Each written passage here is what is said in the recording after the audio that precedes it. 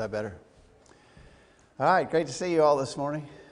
We're continuing our study here in this Sunday morning class on the wisdom literature. So obviously a very cursory overview of the wisdom literature. We identify in the Old Testament wisdom literature Job, Psalms, Proverbs, Ecclesiastes, Song of Solomon. We've been talking in recent weeks about some selected Psalms, and today we begin looking at some selected Proverbs. There's just so much truth in the Proverbs. Remember always when we're talking about Proverbs, though, they are exactly that. They are Proverbs. They are proverbial statements. And that being the case, we would mean that they are typically true statements, but there may be exceptions to the stated rule. The one that I like to use to illustrate that is the one that says, "He who finds a wife finds a good thing." Well, that's usually true. But there have been men who found bad things when they found a wife. And so it is possible to have exceptions to the proverbial statements, but they are generally true, and they offer great wisdom and insights and guidance for us as we study them. All right. So this first lesson, Lesson 9, if you're looking at the study guide, we're on Lesson 9. If you don't have that, just follow along with us in the Psalms that we'll be or the Proverbs that we'll be referencing. The first one comes from Proverbs chapter 4, verses 1 through 7. Let's read that. Proverbs 4, verse 1. "Hear ye, children, the instruction of a father, and attend to no understanding. For I give you good doctrine, forsake ye not my law. For I was my father's son, tender and only beloved in the sight of my mother. He taught me also and said unto me, Let thine heart retain my words, keep my commandments and live. Get wisdom, get understanding, forget it not, neither decline from the words of my mouth. Forsake her not, and she shall preserve thee. Love her, and she shall keep thee. Wisdom is the principal thing. Therefore get wisdom, and with all thy getting, get understanding." All right. Several of these first chapters in Proverbs are addressed as a father speaking to his son. And that's obviously what we have here. So the author asks us, what's implied as this father is offering instruction to his son? What's implied by that? And I think clearly what's implied is that this is a parental duty. A father should be concerned to instill wisdom in his children.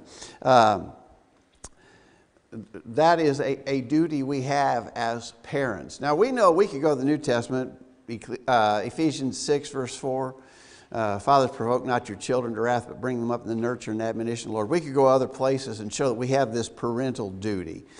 I don't think we have to argue that or establish it. It is a job. You have children, you have the responsibility. It is your duty to instill in them understanding and wisdom concerning the things of God, not necessarily concerning the things of the world, although we want our children to receive a reasonable education in reading, writing, and arithmetic. We understand that. But this is obviously talking about wisdom and understanding in the things of God. If we fail to do that, look at verse 3. The next question comes from verse 3. "For I was my father's son, tender and only beloved in the sight of my mother." Notice that he speaks of the love that his parents had for him, and that he wanted to show that love to his son as well. So putting those two things together, I would argue that if we as parents don't instruct and teach our children in the ways of God, then we are failing to love them as we should. Because in reality, if we're not teaching them and urging them on in godly ways, we are neglecting the very most important thing they need. Right? That is the ultimately most important thing. I was trying to think of an illustration of this. This is probably a silly, exaggerated extreme. Can you imagine a father who goes out of his way to buy the most expensive, fashionable tennis shoes that are, trending today? It amazes me the prices that some of those tennis shoes can bring. But he goes out of his way to buy these $300 tennis shoes for his son. But then he doesn't feed him. He doesn't provide him. The kid is starving to death, but he's got $300 tennis shoes on. Well, that would be ridiculous. It'd be ludicrous, right, to imagine a picture like that. But really, if we as parents don't instill the wisdom of God into our children, if we don't teach them to know and understand and love God, then in a spiritual sense, that's really what we're doing. And so we've got them all equipped for the things of the world, and they're starving to death spiritually. That's the picture we need to get. And so if we love our children, the very most important thing that love should cause us to do is to train them in the ways of God.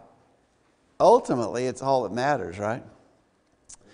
Any thoughts or comments along this line? Anybody? We need to work at that. We need to make it, obviously, top priority. Tom? The analogy is sort of becoming the rule instead of the exception.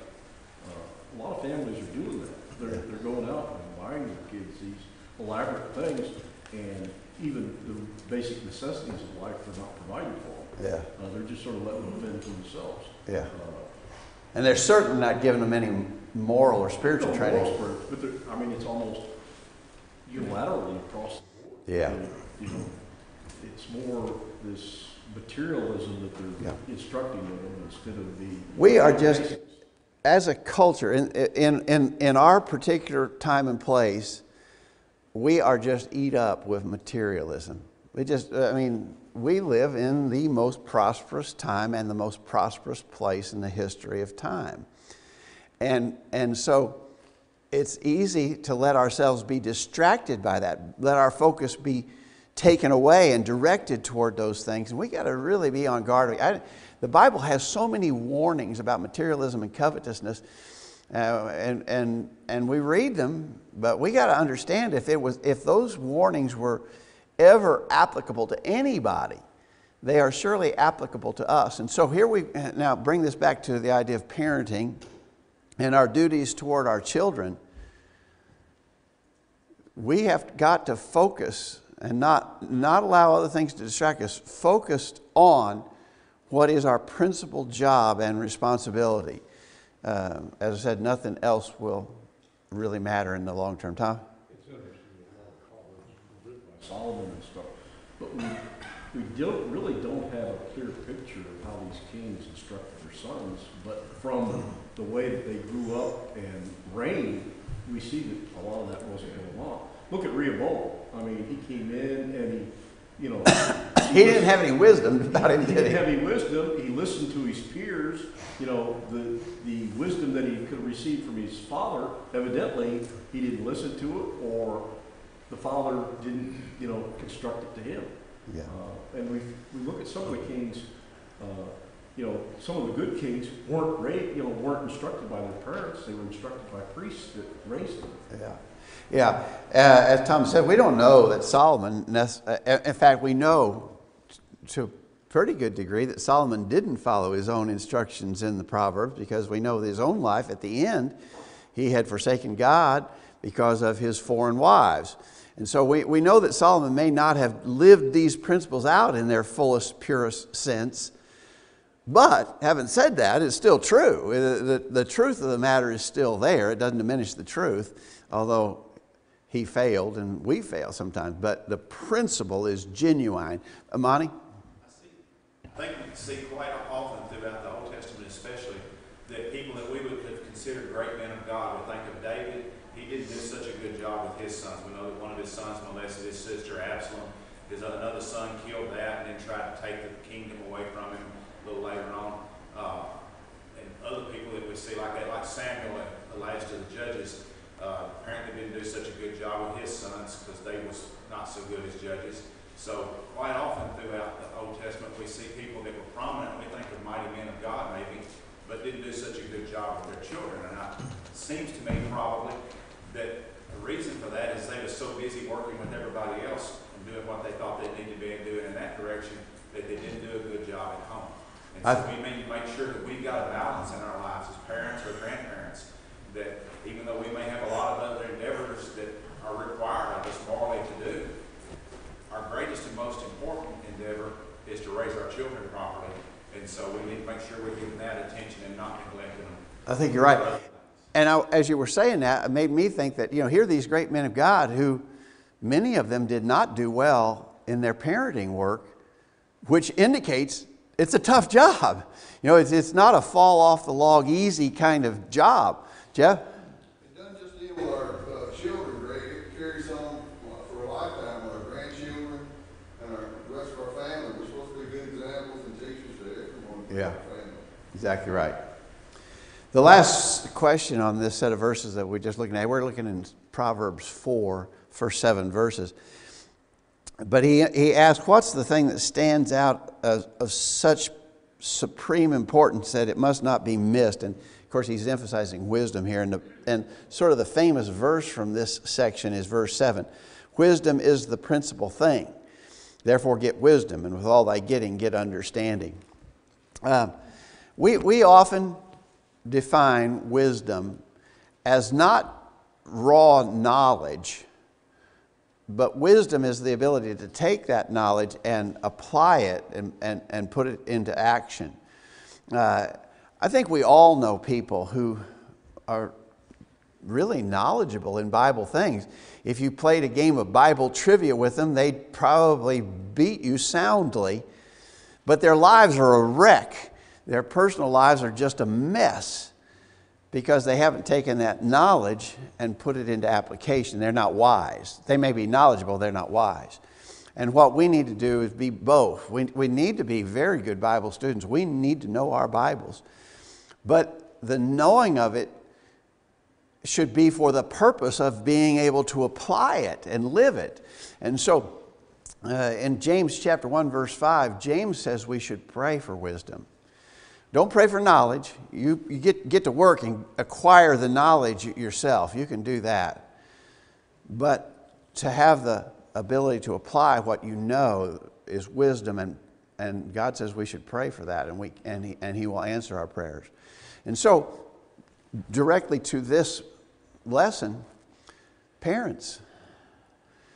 As a parent, I know what I ought to do, but I'm going to tell you, in the day-to-day stresses of living, sometimes it's hard to keep it all sorted out and do it. I know what I ought to be doing as a parent, but boy, I'm telling you, it's easy to get distracted. It's easy to let other things overwhelm us. Pray for wisdom. Pray for parents. Pray for wisdom in raising your kids. Tom? Well, some of the verses are sort of construed and put in, past perfect and future perfect things. Like verse 3, it says, when, the New American Standard, when I was a son to my father. You sort of look at that in a lot of different ways. When do you quit being a son to your father? Looking at that in a relationship with God, as long as you're within His commandments and things, He treats you as a son. But I think here, though, he's probably suggesting in his youth. In his youth. Yeah, because he says in the next verse, He taught me and said to me, let thine heart retain my words. And so I think there he's referencing specifically when he was in that formative period. Our kids, we have a window of opportunity here to be doing this work. That window won't always be open. And so we need to do the work when we can. All right, let's look at chapter 20. Just one verse. Proverbs chapter 20, verse 11. Even a child is known by his doings, whether his work be pure and whether it be right. Obviously, we don't have too many of our young people here. We have a few, but most of them are in another class. But this is something that we really want to stress to our young people. That even a child is known by what he does. You're developing a reputation. A lot of times I think young people don't worry about that at all. Especially, in your teenage years, not too much concern about establishing a great reputation. I got the things of youth occupy my mind. And I can get around to that other stuff when I'm a little older, when I settle down. But right now, it's all about doing what young people do, and I'm not worried about my reputation. That's totally a wrong idea, right? And so as we're teaching our children, bring that to us about parent-child relationship here, which is our lesson. As we're teaching our children, teach them that even at a very early age, they are establishing a reputation. And I certainly wouldn't do it, but if I were to start naming some of the young people of the congregation right here, what's your impression of them? What do you understand their reputation to be? Well, again, I don't think we'd ever want to vocalize that, but if you were challenged to do that, you have an impression of the young people here, right? And so what is that reputation? Even a child, he says, is known by his doings. So we need to understand that our children have an accountability, and therefore we need to help them to develop that godly reputation and get them to value that. That's the key.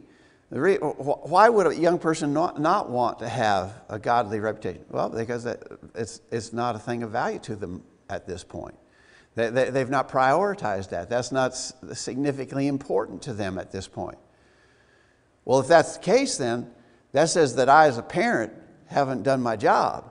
I should be urging them that above all else, they need to live right and thus establish a good reputation. And if they don't have a good reputation, I'm letting down on my job, right? Monty? I think it's also telling us as parents we need to take our blinders off, because quite often as parents we don't see the faults of our children. Well, everybody else can see them, and because it says here, it's true, a child is known by his deeds. Well, we need to take our blinders off and be open-minded to what are our children really doing. Okay. Be aware of that and take care of that while they're young and it can be taken care of. It falls back on that responsibility. It's our responsibility to make sure our children have a good reputation. All right, that's a good point. And I do think sometimes as parents, we maybe it's because we don't want to see and we don't even try to see what the reality about our kids and what's going on with them is, and that's a mistake. Tom? How many times do you hear, boy, Greg, you did a good job raising your sons. Look, when I talk to them, it's like I'm looking at you. You're out in the world sometimes and you meet somebody and, they've had some dealings with your kids, and it's always, encouraging when they say good things about your kids because of the reputation that they have. Yeah. And we want, so what if someone says to you, I met your son the other day and he is just like you. I could see you in him. Oh, really? Is that a good thing? Again, it goes to this job of instilling godly principles and values in them. Exactly right. All right, let's go to chapter 1. Proverbs 1, verses 7 through 10. Proverbs 1, verse 7. The fear of the Lord is the beginning of knowledge, but fools despise wisdom and instruction. My son, hear the instruction of thy father, forsake not the law of thy mother, for they shall be an ornament of grace unto thy head, and chains about thy neck. My son, if sinners entice thee, consent thou not. All right. He says the fear of the Lord is the beginning of knowledge. How would you, and he asks us, how do you explain that verse? How would you put that in your own words? The fear of the Lord is the beginning of the beginning of knowledge. The fear of the Lord is the beginning of knowledge. Monty? I think what it's saying, when we finally come to an understanding and a knowledge about fear is in respecting God and maybe even to some extent shaking our shoes afraid of Him, then we can start gaining knowledge. Until we've come to that knowledge, we may have learned everything there is to know about nuclear physics, but until we've come to that knowledge and respect about God, then we haven't learned anything terribly important. When we do come to that grasp and that knowledge, then we can start building on things that are important. I think that's the way to look at this. So I've got this child. what is the very first thing that I want to instill in them? Love and fear of God. Then as they learn other things, all of it will be filtered through their love and fear of God. I love it when with the little tiniest toddlers, and they're down there in the class teaching them right now, you know, and to the littlest ones who can hardly even speak yet, and you say, you're outside on a beautiful full moon night like we had a couple nights ago, and you say, who made the moon? And they say, God. You know, I just love that. That just thrills me that here's this little one, and some of the very first things they've been taught is that God has made everything. And so, you know, we want to start. Because if you waited, okay, so here you've got a 20-something-year-old kid who's been off to the university. He's never been taught the very first thing about God, but he's been off to the university and he's been bombarded with all of this worldliness. Now I'm going to try to teach him about God. Could I do it? I could do it. It's possible. I'm not saying it's impossible. I want to tell you, the odds of that are overwhelmingly against a successful result, right? Because it didn't start right. It didn't start with this fear of God. The fear of the Lord is the beginning of knowledge. That's what we got to do. Tom? Also, that concept of fear is, it's not being afraid of God. You know, fear is sort of, you know, that word sort of, oh, I'm afraid of something. You know, should we be afraid of God? No. But it's that respect and realizing the power that God controls over us, that not so much to make us afraid, but to, you know, respect that authority. Yeah, I think you're right. So, but we want, and I would throw in the word love, fear and love, reverence and respect. We want our kids to feel that way about God. He asked, what does this mean? My son, hear the instruction of your father, forsake not the law of thy mother, for they shall be an ornament of grace to thy head and chains about thy neck. What's that mean? What's that mean? Monty? I think what he's saying, if you listen to what your parents tell you and are trying to teach you, whatever it is, our parents love us typically, and they're trying to teach us good ways to be in life so that things will go well for us. And if you'll do that, then you'll have that be like an ornament of grace around you. You'll get through life better and easier and simpler, typically, if you'll follow your parents' instruction, than if you just go run wild and do your own thing. Yeah. If you think in the literal sense, what about an ornament or a chain about your neck? Well, those are things that people do to improve their appearance, right? So what do you do? The person who is trained in the ways of God, they improve their real appearance. Maybe not their physical appearance, but they improve their I was thinking, notice 1 Peter 3, verse 3. And it's addressed to women, but I think you could make the application to men too. It says, 1 Peter 3, verse 3, whose adorning, let it not be that outward adorning of plaiting the hair, the wearing of gold, putting on of apparel, but let it be the hidden man of the heart, and that which is not corruptible, even the ornament of a meek and quiet spirit, which is in the sight of God of great price. So, how do you adorn yourself? Well, you could buy expensive clothes and jewelry and elaborate hairdos. How do you really adorn yourself? How do you really make yourself look good? By fearing God and developing those godly attributes. That's what really matters, right? And so the wise man here says, if you'll remember the instruction of your mother and father, if you'll remember the things they taught you, that's what's really going to, in the long run, that's what's going to make you look good. Obviously look good in the most important ways spiritually, right? All right. Then he asked finally, why would one be enticed by sinners? Verse 10, my son, if sinners entice thee, consent thou not. And then it goes on in some rather familiar verses to talk about how that's going to lead to personal destruction. So, why would you be enticed by sinners? Why would a young person be enticed by sinners? Why, as parents, should we have an understanding of the fact that sinners are going to go to work on our kids, and they're going to try to draw them away? They're going to try to get them involved in ungodly things. Why would a young person even consider that? Well, because we understand that there is this pleasure of sin for a season. You know, Moses didn't go for the, according to Hebrews chapter 11, he did not pursue the pleasures of sin for a season. But notice there is pleasure of sin for a season. And so young people could be enticed by that. But I think it's interesting that this is stated in the immediate context of don't forsake what I told you as a child. Don't forsake the instruction of your mother, the law of your father.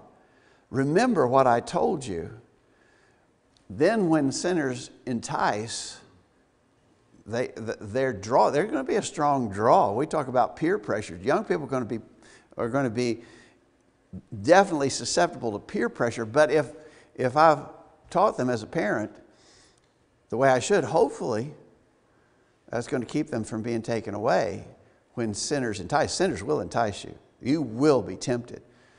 That's why as parents we've got to get this groundwork laid just as solidly as we can so that when that happens, our kids won't be taken away. Tom? Think about Jesus' temptation. Basically, isn't that what he did? He takes, he's facing Satan, basically as the Son of God. And, here his Father has given him the instruction. And when Satan confronts him, he brings his Father's wisdom into play and talks to him about it. Yeah. Same thing, a lot of times when, we're children, our parents have taught us something, and we get out and we rock with our friends, and they say, let's go over here and, throw rocks at this guy's window. Somewhere back there, that, parent thought that's embedded in your head says, no, that's not the right thing. I'm not going to do that and go home. Yeah. Too many times we let that crowd mentality work with us and the peer pressure go on to us, and we go throw the rocks. Yeah. But if that's really embedded in there, you're not going to do it because it's a violation of what you've been taught. So you got to get that foundational instruction has got to be so strong that in the moment of temptation, that foundational instruction is not forgotten. I think you're right. Other thoughts or comments? All right. Let's go to chapter 6, Proverbs chapter 6, beginning verse 16. Proverbs chapter 6, we're going to read 16 through 23.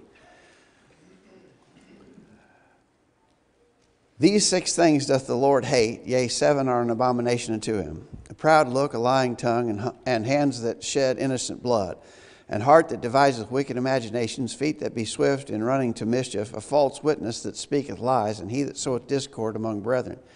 My son, keep thy father's commandment, and forsake not the law of thy mother. Bind them continually upon thine heart, and tie them about thy neck. When thou goest, it shall lead thee. When thou sleepest, it shall keep thee. When thou wakest, it shall talk with thee. For the commandment is a lamp, and the law is light, and reproofs and instruction are the way of life. All right. I'm going to kind of skip over.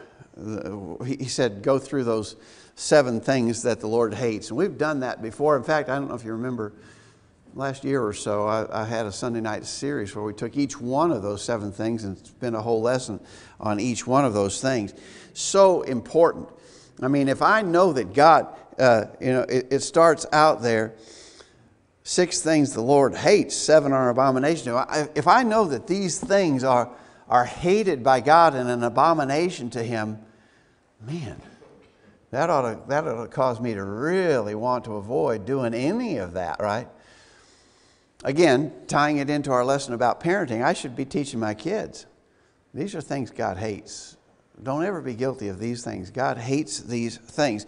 And so, again, it goes to that initial foundational education. spiritual education and instruction that we give our kids. We got to do that. We got to do that job. We got to do it well. And again, with the understanding that we won't always have the opportunity. That window will close ultimately. But then, having stated those 6 things he hates and 7 that are an abomination, he talks about binding them continually upon your heart, tie them around your neck. What about that? Bind them continually upon thine heart, tie them about thy neck. Should we be wearing a literal necklace that has inscribed on it certain rules of God to live by? You know, the Jews in the Old Testament had their phylacteries, which were actually like headbands that they wrote scripture on, and some of them, to appear even more godly than others, on their headband they actually attached a little box, and they would write out scripture and stuff them in the box. Look at that guy, he's really spiritual. Look at his headband. Is that what it's telling us here, Monty? It's telling us to find a way to keep these things constantly in our mind. It might be that we hang scriptures on our refrigerator door, that every time we go to get a glass of milk, we're going to see this particular passage. Or we may put it on our computer monitor. I've heard people talk about doing that before. Hang it from the mirror of our car, so when we're driving around the road, we look in the rearview mirror, we're reminded of a certain passage. Whatever we might find to do that's going to help us to keep our focus on godly things and godly ways. Yeah, it's just, I don't think it's at all meant to be literal, but meant to suggest keep these things ever present in your mind. Tom? Sort of family tradition and things is, you go through, and when your children get a certain age, you might present them with a particular gift to remind them something. High school graduation, a lot of times I think we gave our daughter a special necklace or something to remember, and sort of prior to giving it to her, we went through sort of, you're going out on your own now, remember what we taught you and things. And we did, similar things with our sons and stuff like that. That we do it in a symbolic nature a lot of times.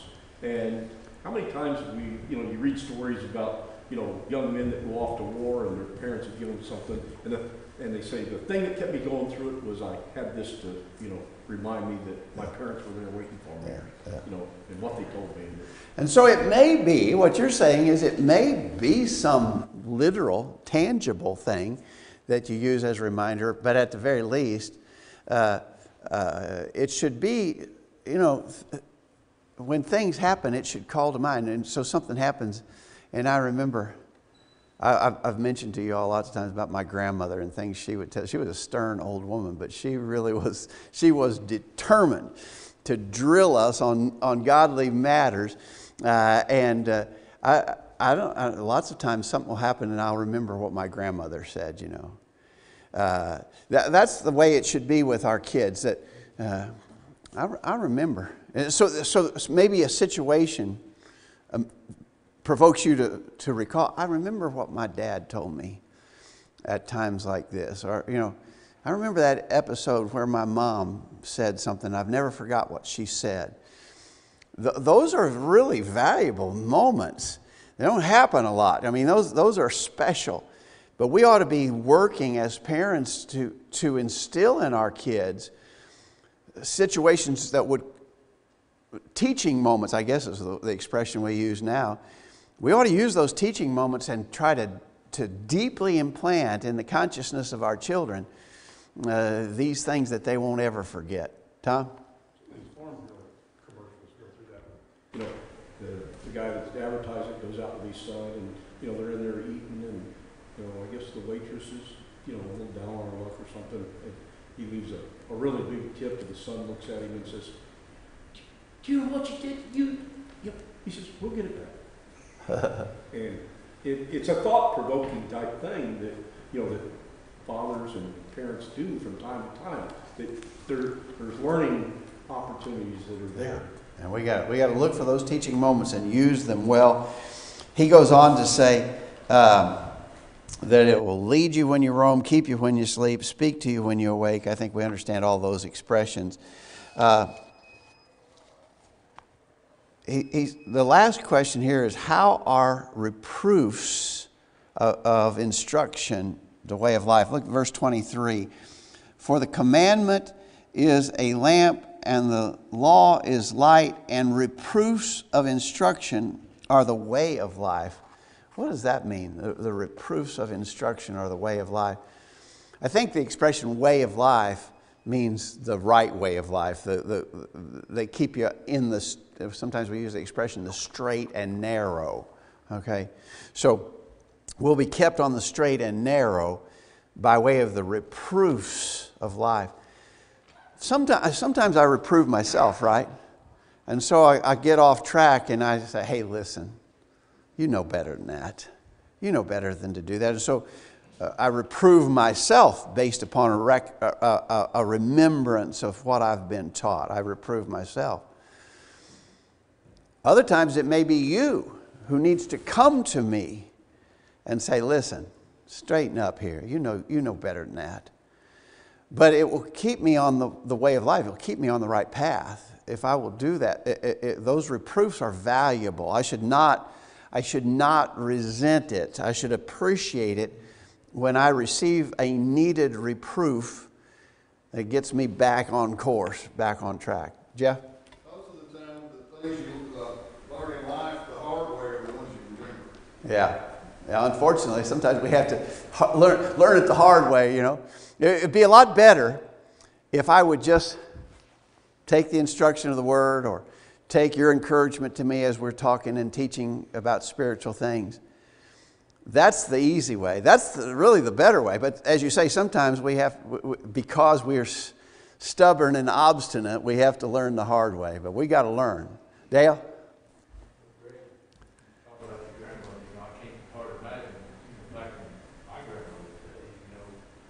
Did wrong then, you got took to the woodshed, and usually it wasn't a very pleasant thing that took place if you got took out there. You know? Yeah. A lot of old timers like that, they believe in, don't spare the rod. That's we could good. One of my aunts, she'd always say, a little hickory tea to make his boy straight. She called it hickory tea? Yeah. Yeah. So, back then they had forced it. Yeah, that's right. Huh? Sometimes it starts with that, severe things, but as a reproof goes along, how many times have, growing up, you had your kids and they're starting to want to sit with their friends, and sometimes you just sort of do that because they're sort of acting up, and that. Yeah, and I think all of us who are parents would quickly agree that every child is different, and dealing with each individual child. You have to develop some understanding of that child and what works with them. Different things work with different kids. Among my kids, there were some times, and some of them, where I could correct them with just a word or maybe even just a look. Other times, what's that expression they use? Other times you had to apply the board of education to the seat of knowledge. Sometimes and different situations demand different approaches, but I really think each child is different too. And so for us as parents, pray for wisdom in fulfilling this job.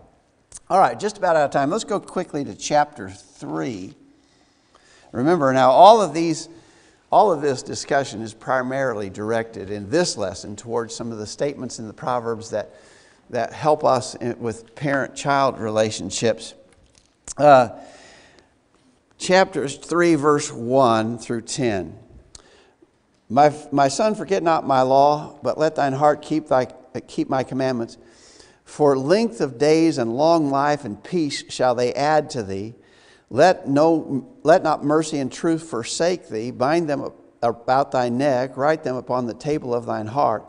So shalt thou find favor and good understanding in the sight of God and man. Trust in the Lord with all thine heart, and lean not to thine own understanding. In all thy ways acknowledge him, and he shall direct thy steps. Be not wise in thine own eyes. Fear the Lord. Depart from evil. It shall be health to thy navel and marrow to thy bones. Honor the Lord with thy substance and with the first fruits of thine increase. So shall thy barns be filled with plenty, and thy presses shall burst out with new wine. All right. Of course, our author asks us to relate this to one of the 10 commandments in Exodus 20, verse 12, honor thy father and mother, which is the first commandment. It's expressed as the first commandment with promise. Honor thy father and mother, which is the first commandment with promise. How is their promise associated with honor thy father and mother? Monty? Typically, if we're living in a way that brings honor to our parents, and we're following their instructions, we're probably going to have less problems in life. We're probably going to live longer, avoid a lot of evil things or things that go along with, certain activities we get in. We can contract certain diseases from the evil we've been doing. We'll avoid those kind of things. We'll live a healthier lifestyle. Probably live longer on the earth. It's not a guarantee because evil people sometimes kill us in our youth or something could happen to us. But the principle stands that if we'll behave ourselves and act like our parents tell us, we're probably going to have a longer, happier, healthier life. Yeah. These, I think you're exactly right. This passage is sort of classically what we were saying at the start of our study this morning. The Proverbs are generally true statements. They're not ironclad facts that are never found to have exceptions. They're not like that. They are generally true statements. And it is generally true. If you honor your father and mother, it'll go well with thee, and that thou mayest live long on the earth, and so forth. All those kinds of scriptural expressions. If you honor your father and mother, you'll live long on the earth. The implication is if you don't honor your father and mother, you'll die young. Is that always true? Well, clearly it's not always true. There are exceptions, and I think the most obvious literal exception to that rule would be Jesus Christ, who was perfect in these matters and yet died a relatively young man at the hands of evil men. So there are exceptions. I think we understand that as we're discussing the Proverbs. But generally speaking, we need to help our kids understand that when we teach them about God and when we instill in them godly principles, we're doing that because we really care about them. We want what's best for them. That if we get that really ingrained into their consciousness and their very being, it's going to go better for them. Their lives will be better to the extent that we're able to succeed in doing this job. And so again, we'll just wrap up this morning with saying, that's what's that we have to be impressed as parents with the importance of that. And hopefully we can help our children understand that's where we're coming from. Obviously, as kids get older, they have more capacity to reason and understand logical arguments. And so as our kids get older, we need to be helping them understand this is what's best. This is for you. We're not doing this just to see if we can make you obey rules. We're doing this because we love you and we want your life to be enriched and we want it to be the best it can possibly be. And so that's why we emphasize these things so much. Thoughts or comments here? All right, thanks everybody for the good comments. Lord willing, we'll take lesson 10 next week.